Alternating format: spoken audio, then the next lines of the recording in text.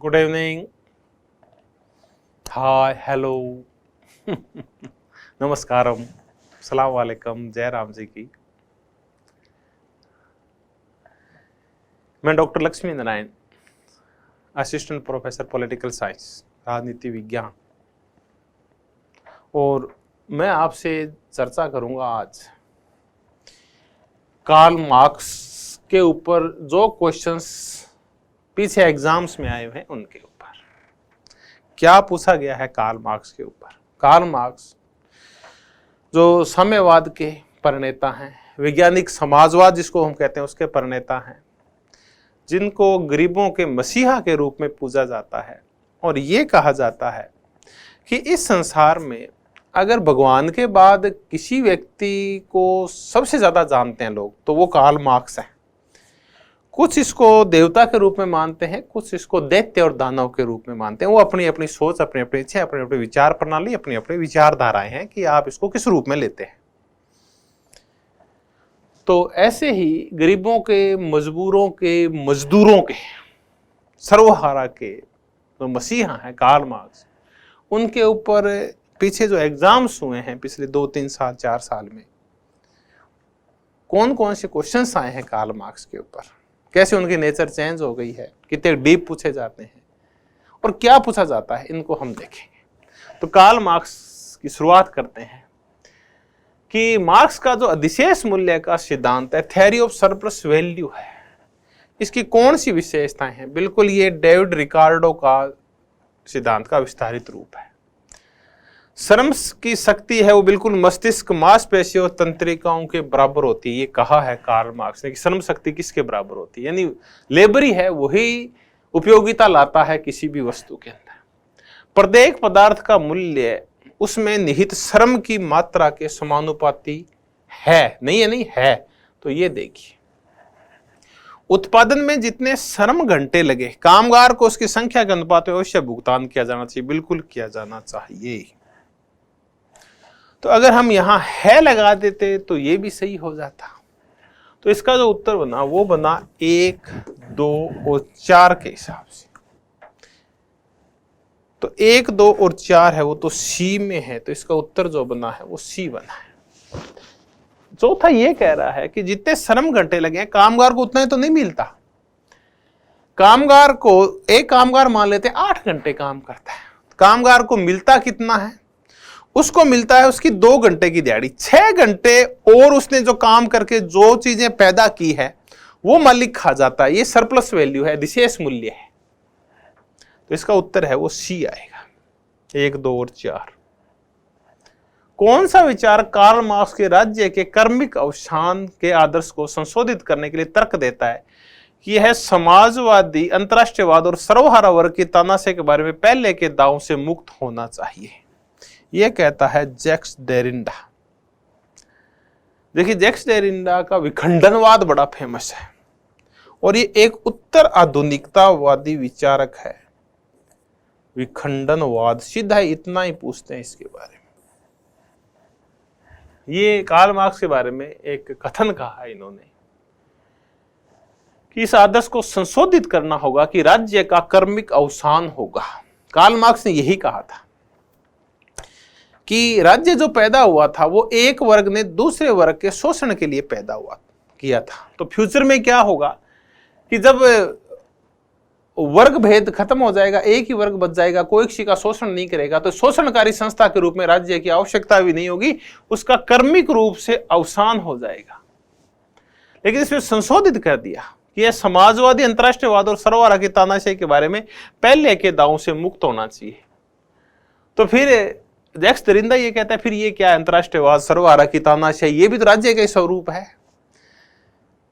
1917 की क्रांति के बाद क्या यूएसएसआर में राज्य का अवसान हो गया? क्या ये कहा गया राज्य तो बना रहा लेकिन वहां सर्वहारा की तानाशाही आ गई, तो ये भी तो खत्म होना चाहिए। कहां गया राज्य? नहीं समाप्त हुआ राज्य। ये कहना है जैक्स डेरिडा का। चीन में आज भी है ना, कथन दिए गए हैं, 2 कथन है। पहला है कि मार्क्स द्वारा प्रतिपादित इतिहास की आर्थिक व्याख्या को एम.एन. रॉय ने गलत और अपूर्ण मानते हैं। पहले तो नहीं मानते थे, बाद में जब ये रेडिकल ह्यूमनिस्ट हो गए थे। आमूल परिवर्तनवादी जब मानवतावाद आया एम.एन. रॉय के विचारों में, तब इन्होंने कहा कि इतिहास की जो आर्थिक व्याख्या है, यानी इतिहास में परिवर्तन का जो आधार है वो आर्थिक तत्व है, भौतिक तत्व है, यही बदलते हैं इतिहास को। अगर संपत्ति का स्वामित्व बदल जाएगा और संपत्ति एक वर्ग से दूसरे वर्ग के पास आ जाएगी तो हर चीज बदल जाएगी, कला बदल जाएगी, इतिहास बदल जाएगा, राज्य बदल जाएगा, सरकार बदल जाएगी, राजनीति बदल जाएगी, शिक्षा बदल जाएगी, संस्कृति बदल जाएगी, संचार बदल जाएगा, हर चीज का स्वरूप बदल जाएगा। तो संसार में परिवर्तन का मूल जो तत्व है, जो परिवर्तन लाते हैं, वो होते हैं आर्थिक तत्व या आर्थिक व्याख्या बोलते हैं हम इतिहास की। एम.एन. रॉय बोले थे अपूर्ण है, क्योंकि और बहुत सारे तत्व भी हैं, विशेष करके विचार तत्व है वो भी तो बदलता है, हमारे आइडियाज हैं वो भी तो बदलते हैं संसार को। कई बार राज्य भी बदलता है, कई बार सरकारें भी बदल देती है, कई बार संस्कृतियां, कई बार धर्म भी परिवर्तन लाता है। तो एम.एन. रॉय ने अपूर्ण माना। एम.एन. रॉय का तर्क था कि सामाजिक और आर्थिक प्रक्रिया के वास्तविक स्वरूप का निर्धारण मात्र भौतिक संसाधनों के प्रकार से नहीं होता है। बिल्कुल यही है। पहला और दूसरा कथन है एक ही चीज की व्याख्या कर रहे हैं, तो दोनों के दोनों सही है। पहले की व्याख्या मैंने कर दी, दूसरे का यही कहना है।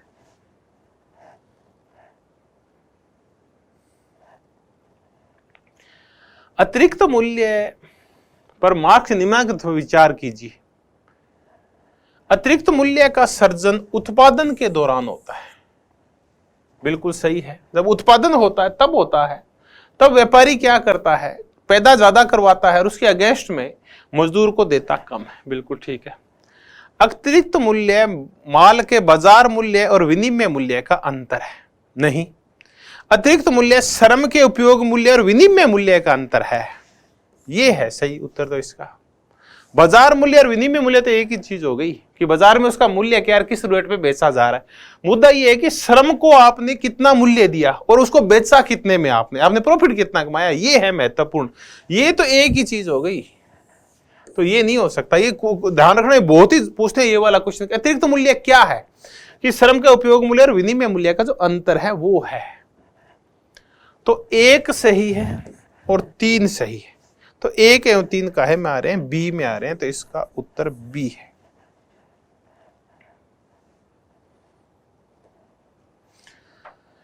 दार्शनिकों ने विभिन्न तरीकों से दुनिया की केवल व्याख्या की है, जबकि सवाल इसे बदलने का है। बिल्कुल है, बहुत ही मजेदार कथन है। और ये कार्ल मार्क्स की एक पुस्तक है, थीसिस ऑन फायरबाख। फायरबाख जो कि जर्मनी के एक बहुत बड़े दार्शनिक थे, उनके अगेंस्ट, उनके विरोध में लिखी उन्होंने, उनके विचारों का विरोध किया उन्होंने। वो कह रहे हैं कि मुद्दा सिर्फ व्याख्या का नहीं है। दार्शनिक क्या करते हैं, व्याख्या तो बहुत सुंदर करते हैं संसार की, ऐसा हम सुंदर संसार बनाएंगे, लेकिन वो बनेगा कैसे ये नहीं बता पाते। ये बताया फिर कार्ल मार्क्स ने अपने वैज्ञानिक समाजवाद में, क्योंकि परिवर्तन तो विज्ञान करती है, तो बदलना जरूरी है संसार को, विचार करना जरूरी नहीं है। यानी बाद में इसी को यह कहा गया कि आप सुंदर गुलाबों की कल्पना तो कोई भी कर सकता है, लेकिन उन गुलाबों को पैदा करने के लिए जो खाद, पानी और भूमि की आवश्यकता है वो कैसे पूरी होगी, ये बताओ आप। वो गुलाब पैदा कैसे होंगे? कल्पना तो कोई कर लेगा, सुंदर चीजें, संसार को ऐसा बना दो, ऐसा बना दो, ऐसा बना दो, कहे तो कोई देगा, लेकिन बनाए कैसे, मुद्दा तो ये है। भौतिकतावादी होने के कारण मार्क्स का द्वंद्ववाद कभी भी नियतिवादी नहीं हो सकता। तो देखिए, ये अलग मुद्दा है, ये अलग मुद्दा है। तो है तो दोनों सही, लेकिन ये इसकी सही व्याख्या नहीं कर रहा है। यानी भौतिकतावादी था, बिल्कुल था, या अध्यात्मवादी या जो विचारवादी, आदर्शवादी नहीं था, ये कभी भी नियतिवादी नहीं हो सकता, क्योंकि मनुष्य बदलाव कर सकता है जो ये चाहता है। तो ए और आर है तो दोनों सही, लेकिन सही व्याख्या नहीं है। कथन ए, सर्वहारा क्रांति के बाद राज्य का बलपूर्वक उन्मूलन कर दिया जाएगा।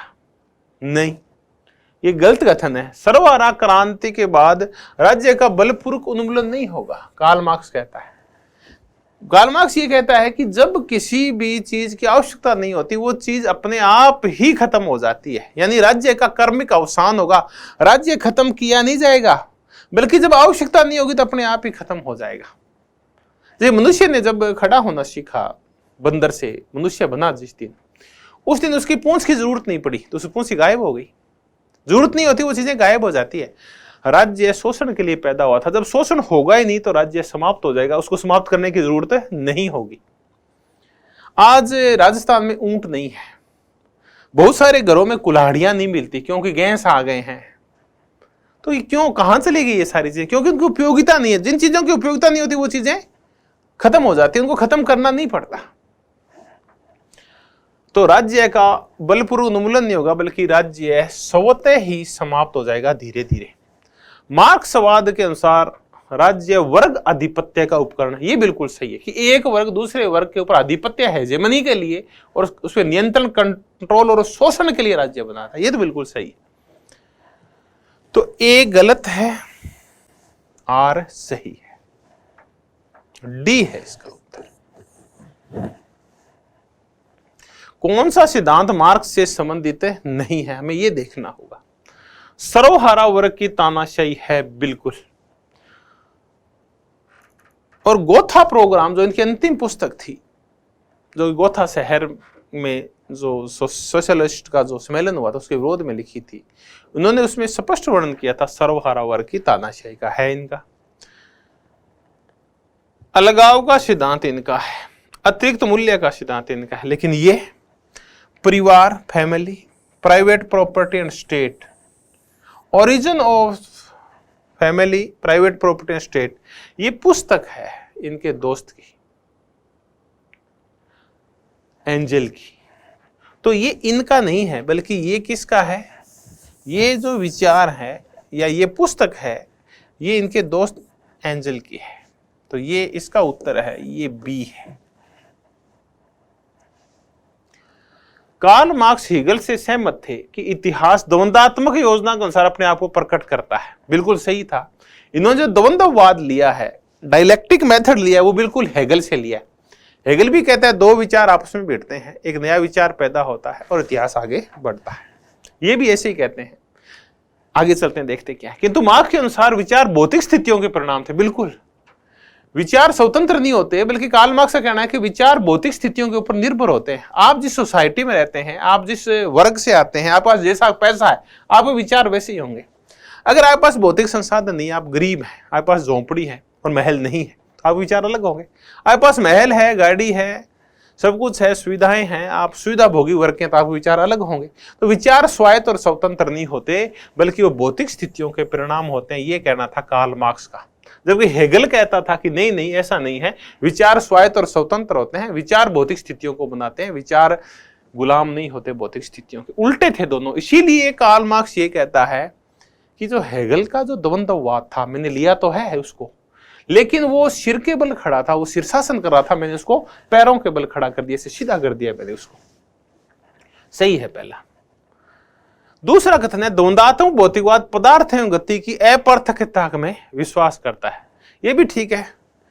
भौतिक पदार्थ एवं गति, भौतिक पदार्थों में गति पाई जाती है। ये दोनों, गति और भौतिक चीजें जुड़ी हुई, यानी गति है वो भौतिक पदार्थों की वजह से पैदा होगी। यानी समाज में जो भी परिवर्तन होंगे वो आर्थिक संसाधनों के स्वामित्व में परिवर्तन की वजह से होंगे। कि दरअसल जमीन किसके पास है, पूंजी किसके पास है, फैक्ट्रियां किसके पास है, सब कुछ उसी के पास होगा। तो इनमें अगर मालिक इनका बदल गया तो सारी चीजें बदल जाएगी, सरकार भी बदल जाएगी, सब कुछ बदल जाएगा। तो दोनों सही है, इसका उत्तर ए है। कार्ल मार्क्स ने नौकरशाही और शक्तिशाली राज्य की भर्त्सना करते हुए किस रचना में सर्वहारा से इसे नष्ट करने को कहा है? कार्ल मार्क्स ने कहा कि नौकरशाही बहुत शक्तिशाली है, इसकी आलोचना की है उन्होंने। और सर्वहारा से यह कहा है, यानी मजदूरों से, कि जब आपका राज आ जाए, मजदूरों से यह कहा, जब साम्यवादी क्रांति हो जाए तो इस नौकरशाही को तुम समाप्त कर देना। क्योंकि ये जो नौकरशाही है ये बुर्जुआ वर्ग की समर्थक होती है, ये पूंजीपति वर्ग की समर्थक होती है। पूंजीपति वर्ग ने इस नौकरशाही का निर्माण किया था मजदूरों का शोषण करने के लिए, सर्वहारा वर्ग का शोषण करने के लिए। और ये इन्होंने लिखा है एडिथ ब्रूमेर ऑफ लुई बोनापार्ट के अंदर, जिसमें वो राज्य की सापेक्ष स्वायत्तता को स्वीकार करते हैं। इस पुस्तक में उन्होंने लिखा है।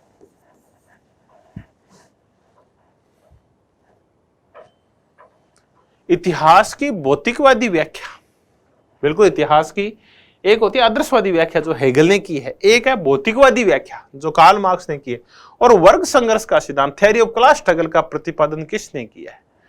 तो ये तो खैर स्वाभाविक है कि ये कार्ल मार्क्स ने किया है, क्योंकि दादाभाई नौरोजी, मिल, ये दोनों तो उदारवादी विचारक हैं। होब्स उदारवादी विचारक, पूंजीवादी समर्थक विचार के तो कर नहीं सकते ऐसा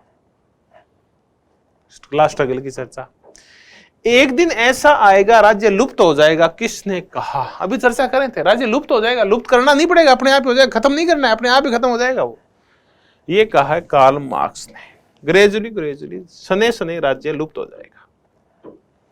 विश्व के श्रमिकों एक हो जाओ, तुम्हारे पास खोने के लिए बेड़ियों के अतिरिक्त कुछ भी नहीं है। ये लिखा हुआ है कम्युनिस्ट मैनिफेस्टो में। 1848 में कार्ल मार्क्स को और एंजल को यह काम सौंपा गया कि आप कम्युनिस्ट पार्टी का एक मैनिफेस्टो तैयार करो, और उसी मैनिफेस्टो में यह लिखा हुआ है कि दुनिया के मजदूरों एक हो जाओ, खोने के लिए तुम्हारे पास बेड़ियां हैं सिर्फ, और पाने के लिए पूरा संसार पड़ा है, और तुम एक हो जाओ। अगर यूरोप के पूंजीपति कांपते हैं तो उनको कांपने दो आप।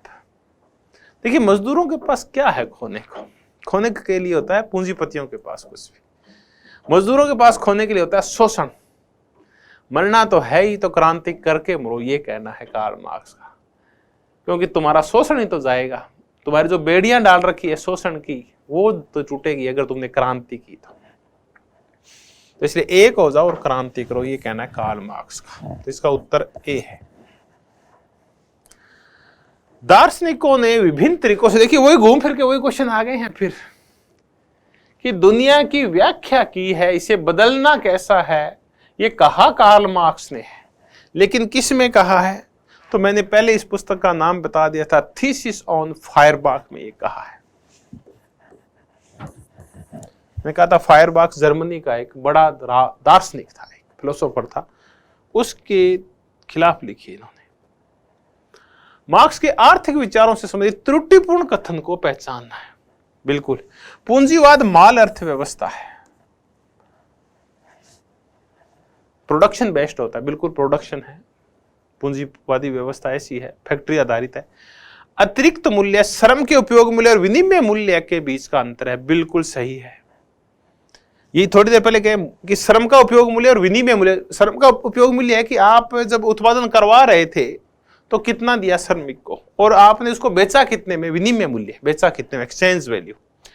अतिरिक्त मूल्य का सर्जन विनिमय प्रक्रिया के दौरान होता है, नहीं होता। मुद्रा जब अतिरिक्त मूल्य का सर्जन करती है तो पूंजी बन जाती है, बिल्कुल सही है। अतिरिक्त मूल्य का सर्जन करती है तब पूंजी बनती है और इकट्ठी होने लगती है पूंजीपति के पास। तो अतिरिक्त मूल्य का सर्जन कब होता है? विनिमय प्रक्रिया के दौरान नहीं होता। ये तब होता है जब उत्पादन प्रक्रिया चल रही हो, तब मजदूर को दिया कम जाता है और उससे पैदा ज्यादा करवाया जाता है। थोड़ी देर पहले करके हटे थे, हेर फेर के साथ सेम क्वेश्चन आ गया, देखिए। तो इसका उत्तर है वो सी है। मैंने कहा अच्छी तरह से अगर आप ओल्ड क्वेश्चन ही कर लेते हैं तो आपकी सफलता के चांस बढ़ जाते हैं 5 से लेकर 10% तक।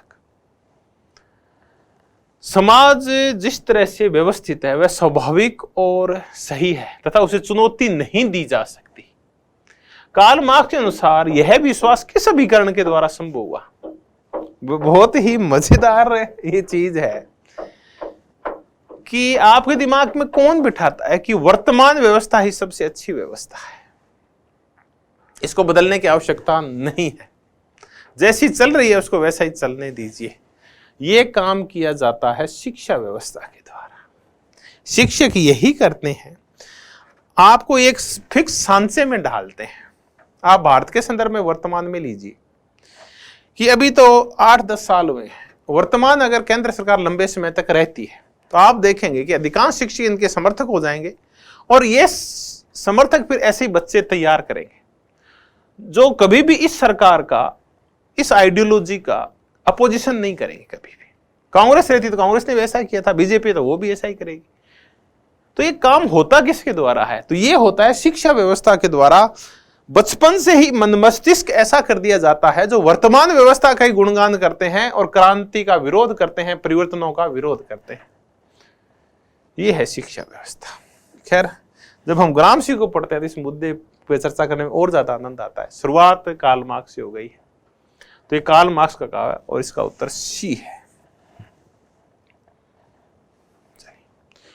तो ये हमने कार्ल मार्क्स से संबंधित जो महत्वपूर्ण क्वेश्चंस पुराने एग्जाम्स में पूछे गए थे उनके ऊपर चर्चा की। अगली बार मिलूंगा तो कुछ और विचारकों के ऊपर चर्चा करूंगा। धन्यवाद, बहुत बहुत धन्यवाद। देखिए, कुछ विचारक ऐसे हैं जिनके ऊपर 4-5 क्वेश्चन ही बनते हैं, क्योंकि वो सभी एग्जाम्स में नहीं चलते। वो क्या, तो कई थिंकर्स तो ऐसे हैं जो सिर्फ नेट जेआरएफ में हैं, कई ऐसे हैं जो असिस्टेंट प्रोफेसर में विभिन्न पीएससीज में, कुछ ऐसे हैं जो पीजीटी में या स्कूल लेक्चर्स में विभिन्न पीएससीज के अंदर।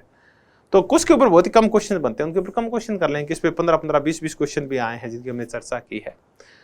तो आप मेरे साथ बने रहे, आपने मुझे सुना, मनोयोग पूर्वक आपका तहे दिल से धन्यवाद। Thank you, thank you, thank you.